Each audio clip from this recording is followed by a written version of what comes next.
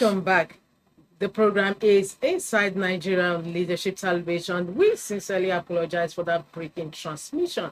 It was due to some circumstances beyond our control. My name is Winifred Ugbebo, your host on the program. And of course, I have my guest in the studio. He's a public affairs analyst, Benedict Agunuyi. Welcome. Good morning. Yes, good morning. So on this segment of the show, we are looking at some topical issues, as well as some cover stories that we read out today, starting with 2027 ahead. And yesterday, like I mentioned earlier, the former deputy speaker of the House of Representatives and short-lived governor of Imo State, Ihedioya, had his birthday 60th birthday colloquium yesterday in Abuja. Of course, the big wigs were there talking about former President Olusegun Obasanjo. We had Peter Obi, the Labour Party presidential candidate for 2023. And we have the former Speaker of the House of Representatives and also two-term Sokoto State Governor, Aminu Tambuwa. We also have Bishop Matthew Kuka, who were in attendance. And of course, as usual, in such gatherings, there were reports democracy not working in Nigeria. And Peter Obi also was said to have said that yes, Nigerian things are not working. What is happening? This is on the backdrop of the coalition that is expected from the opposition, which leadership has as its main cover. Personal ambitions may weaken opposition coalition. Well, when you say democracy is not working, I would always take us back to the basics. The basics for me is this. Fela will say, who be government teacher? Culture and tradition. I'm happy that the former president Obasanjo is also in that team. The reality is that the presidential system of government is not part of our culture and tradition. So when you tell yourself a lie and you believe the lie, to an extent, you do not expect the result to be the truth. So for me, the presidential system of government in a way is not really for us. We are a parliamentary people. So if we are going to have the presidential system work, then people should be ready to submit some of their rights and privileges and way of life and belief to get the system running. Because when you take it from 1999 till date, President Obasanjo was there for 8 years. Can we really say that for those 8 years, he laid the right foundation for democracy to work? I do not totally agree with that. The election in 1999 for me was better than 2003. 2003 was better than 2007. And in between the two, we saw the rigmarole of second term for the 1999 people. And we saw, of course, the third term misadventure. We saw the 2007 election. So to a large extent, we have not laid the proper foundation. To a large extent, we have not adopted a system that resonates with our culture and tradition. We have built a system that gives not much to our moral values, not much to our system, not much to the microcosm or the organic system that resonates with us. So it is more of a winner-take-all affair, and overnight we want the America dream. America had no tribe. At the inception of their democracy, tribe and religion were not factors. Indigenship versus citizenship was not factor.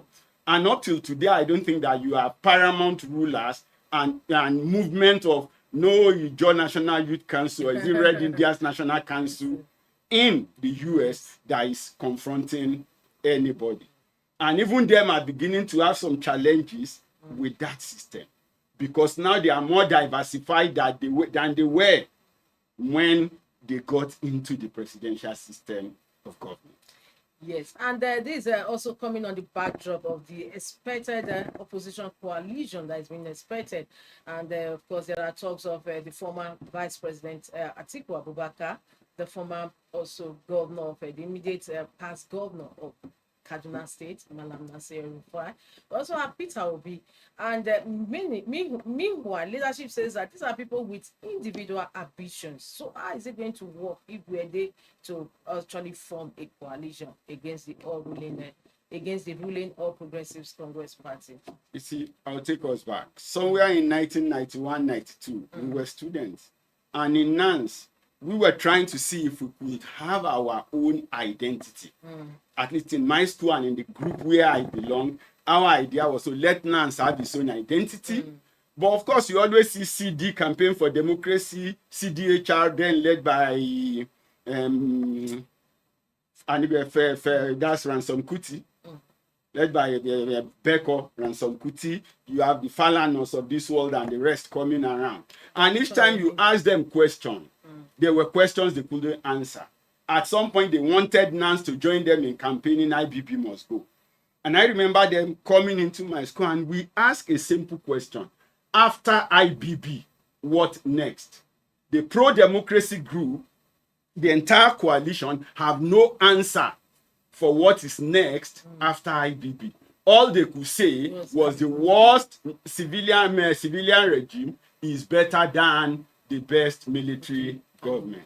So IBB left, and I can tell you point blank that the steam and the energy died.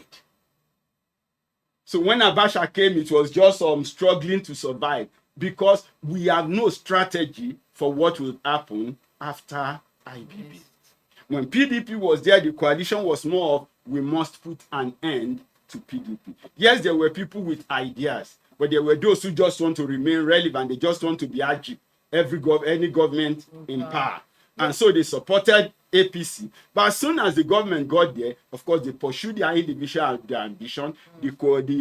The ground norm and principles of the coalition was no longer there. Today, also, what are we hearing? Stop Tinubu in 2007. 2027. Stop Tinubu in 2027. Where is the ground plan? How do we get to where we are going? How do we stop people from aggrandizing privileges and personal rights over responsibilities of office? How do we get people to do their job? How do we get the nation to move forward? How do we tell ourselves the truth? How do we rebuild our national moral values? Those things are not part of the concept. In fact, in the ways and manners some of them move party around, you will see that there is no morality in it. No principle, no ideology. You see a party said, oh, we are open to all politicians. Political parties want power. No. A political party should have an ideological base which they intend to propel and project when they get the power. But here we are first of all thinking about how do we grab the power. And then when you now get to office, it will now be a case of now we have Nigeria in our hand. What do we do with it? Yes. You know what you just spoke to the cover we have on Blueprint today. It's 2027. We still don't have structure, modus operandi coming from coalition. So at the end of the day, it's all about taking power. And in that same party that leadership talked about on this cover today, there are people with individual personal interests. So how are you going to reconcile that? That is a tough one to crack. However, moving ahead, we have on the cover of papers we have for review this morning, 250,000 sign up to recall the embattled Senator Natasha Akpoti Udwara. And initially when the news came up, we thought it was a hush, it was just a horse. However, INEC came out to say that yes, they actually have 250,000, but not minding the petition. It's the process of recall is actually a difficult one. How are you going to ensure that authenticate the original from fake? Because many people can actually sign and all these fake signatories for recall. Remember, the former state governor of the state, Kogi State, actually Yaya Bello, also made similar efforts to recall Senator Dino Melai from the Senate that time, and that was truncated. He didn't say true. Well, Natasha and Dino are not on the same page. Let's be sincere to that. Dino didn't get his vote on sympathy ground. He didn't get his vote on gender ground. He got his vote because to a large extent at the time, he was connected with the people. And even when the recall process was on, Dino was on ground, right?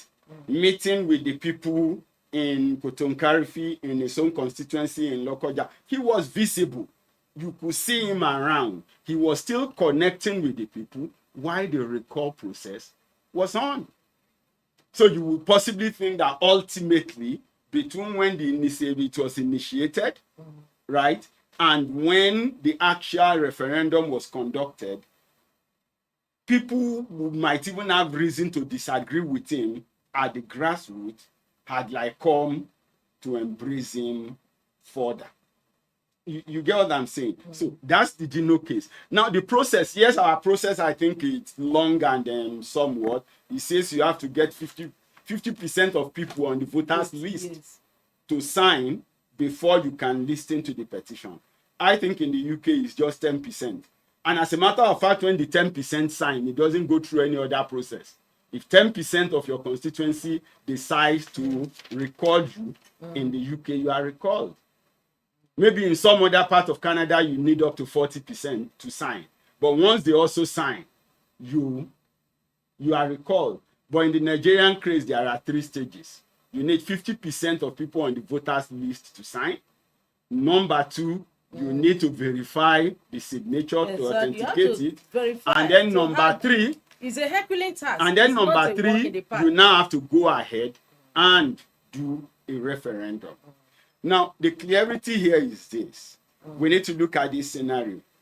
Maybe between Bello and Gino, you might say there are no clear-cut issue at the time. And they were even in the same party at that time. Right? Now, but in this case, the federal government is APC. The state government is APC. Natasha is possibly the only PDP senator from so you can imagine. Now, the former governor is still on ground. The person who contested with him, take note that the contest for that seat was also, it wasn't an outright, overwhelming, close challenge that they needed the court to decide. Before you just go, I just want to read the stages. It said the first stage is the collation of signatures of more than half of registered voters in the districts calling for recall, which they already have, because they have about 580 and they have 250 of it. The second is the submission of the register of signatories to INEC for verification. So verification is a Herculean task. It's not something. It's not just a tea party. So you have to verify, and you ask how many of these voters are actually illiterate enough for their signatories. The third is the conduct of referendum by the commission through yes or no vote. Following the yes vote, a certificate of recall is sent to the Senate President for the recall of the affected senator. Like I just mentioned, that is what this report is saying. However, according to commentators, it is a complex process. Well, we might think it's complex because a lot of things are complex about us. I really don't think it's complex. They just make it look cumbersome, or you want to make it difficult so that it's not achievable. But I can tell you practically it is But you know, we have never had a senator or an elected official that was actually recalled. One was recalled in Benue. Yes, he faulted the process and went to court, and the court restored him. Yeah, but basically, sometimes the law needs to be tested. And I always think that people should be given the right and the liberty to test it. So we only need to now see how does INEC go ahead with their procedure. But the reality, the practical thing we must also see is that the environment where she comes from, that environment that I knew, if she has got enough grassroots support, you won't have enough people queuing in the name of the one. It's a violent environment. It's an environment known for violence. So people wouldn't have had the gut and the courage. And let's be sincere. Let's now listen to those who want him recalled. What they are saying is, or want our recall. What they are simply saying is, look, we cannot afford not to be represented at the Senate. Right now, the Senate say we suspend her for misconduct on the floor of the Senate. She has not gone home to explain to her constituent. In all the activities, I have not seen him do a tour of the 5 local governments to sensitize his constituents, to sensitize his constituency offices. Our constituents. Well, whether his or her is a senator, right? Yes. So sensitizing the constituency was important. But she done that between February 18 or 20 when the matter started and now. Rather, we've only seen her on TV explaining issues. But the appearance on TV came after what happened on the floor. We have not explained to the people, like I said, you were in court stopping probe or trial, but you want your own allegation probed. No, I think that to a large extent, the issues are separate and they should be treated separately. So the issue of responsibility to the Senate and the constituency is that the Senate say, look, you have violated our process, you are on suspension. The constituency is not in full brief of what has happened. She should have briefed the constituency, possibly agreed on, okay, if she needs to apologize for what happened on the floor of the Senate that we all saw, and then get back your seat, and then now decide to push your case of, because your case of sexual harassment with the Senate president, it's more of the two of them knew themselves even before before she became a senator. So they should be able, so she can pursue her personal rights on that ground. Don't mix the privileges of the Senate with the responsibility to your constituency and to the nation with your personal battle. So she's in Europe today, she's in America tomorrow, yes, fighting her own battle. But who represents her constituency while that is ongoing in the Senate? So if a section of the constituents believe that, look, we are not represented, the person who should represent us is not taking up responsibility on how to get us representation. To that extent, I think they have the right to complain. Well, that is a question for Senator Natasha Akpoti-Uduaghan to answer. It's on this note we draw the curtain on today's Inside Nigeria, brought to you on Leadership Television. Of course, I've had the pleasure of having company my guest this Tuesday, a public affairs analyst, Benedict. Thank you so much once again. Welcome. And viewers, my name is Winifred Ugwebo. I look forward to having you on this same station for another fresh on the program tomorrow. Thanks for joining us. Thank you for watching. For sponsorship and advert placements, please contact 080 3688 61